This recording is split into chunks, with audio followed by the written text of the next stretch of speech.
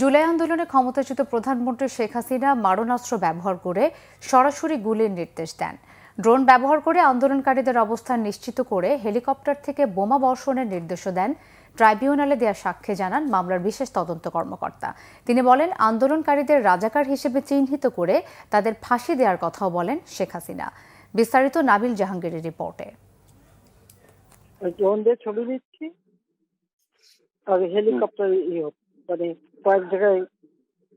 তাহলে কিছু ছবি দেখে পাকড়াও করা যায় না রাতের মধ্যে? সবগুলিকে অ্যারেস্ট করতে বলছি রাত্রে।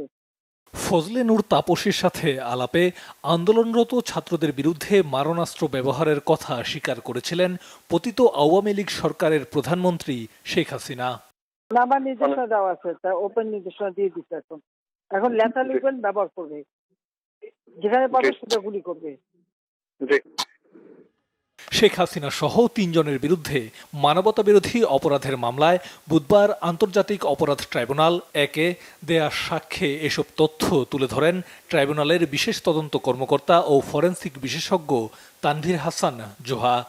যিনি তাকে নির্বাচিত দাবি করেন, তিনি জনগণের বিরুদ্ধে ছত্রী সেনা এবং হেলিকপ্টার ব্যবহার করে গুলি করার নির্দেশ দিচ্ছেন, বোম্বিং করার নির্দেশ দিচ্ছেন। এর চেয়ে দুঃখজনক আর কিছু হতে পারে না। এইখানে আরও একটা বিষয় আছে, ইন্টারনেট সেবা উনি বন্ধ করে দিয়েছেন। জোহা বলেন, শেখ হাসিনার ৬৯টি ফোনালাপ জব্দ করে বিশ্লেষণ করেন তিনি। এর মধ্যে ফজলে নূর তাপস, মাকসুদ কামাল ও হাসানুল হক ইনুর সাথে হওয়া আলাপে এসব অপরাধের বিষয়ে প্রমাণ পাওয়া যায়। এইখানে আমাদের মামলার বিচার হচ্ছে শেখ হাসিনা, আসাদুজ্জামান খান কামাল এবং চৌধুরী আব্দুল আল মামুনের।